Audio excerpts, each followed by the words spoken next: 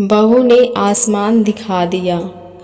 माँ जी, ये 5,000 रुपये अपने पास रखिए। यह बोलती हुई बहू ने सास को 5,000 रुपये दिए और बहू अपने ऑफिस के लिए निकल गई। सास का एकदम से गला भर आया। भरे गले से बोली, बेटी, मुझे इतने पैसों का क्या काम है? माँ जी, 1 महीना हुआ है हमें इस नए घर में आए।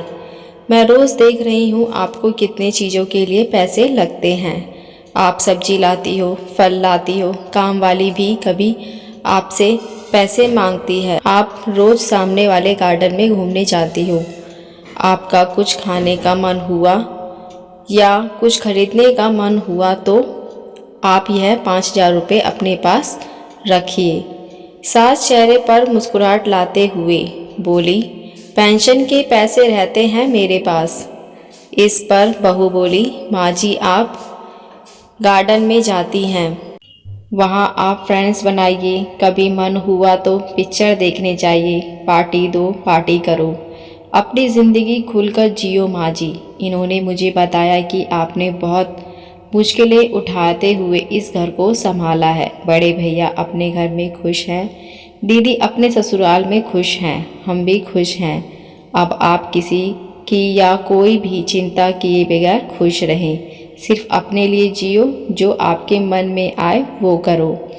बेटी, इतनी छोटी उम्र में इतनी बड़ी बड़ी बातें कहाँ से सीखी तूने? माँ जी, जब मैं 12 साल की थी तब एक दिन मेरी दादी बुआ के यहाँ जा रही थी। मेरी माँ ने दादी को 500 रुपये दिए, उनके हाथ पर रखे और बोली, वहाँ बच्चों को बाहर ले जाना, नानी की तरफ से कुछ खाने पीने पर खर्च करना, खिलौने लेकर देना। दादी मम्मी के गले लगकर रोने लग गई और मैंने इतने पैसे आज तक कभी भी दिल खोलकर खर्च किए ही नहीं, ऐसा बोलने लगी। तब मम्मी और दादी का व्यवहार आपस में अच्छी सहेलियों जैसा था।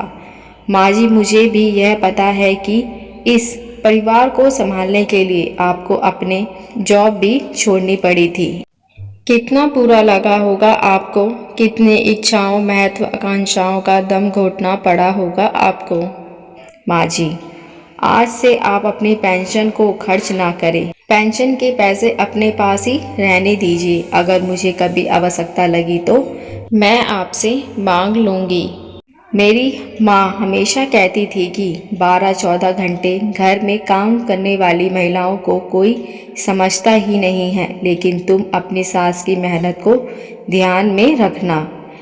प्यार बोओगी तो प्यार उगेगा। सास की डबडबाती आंखों से बहू को गले लगाया और आंख में ओझल ना हो तब तक दरवाजे पर खड़ी रही।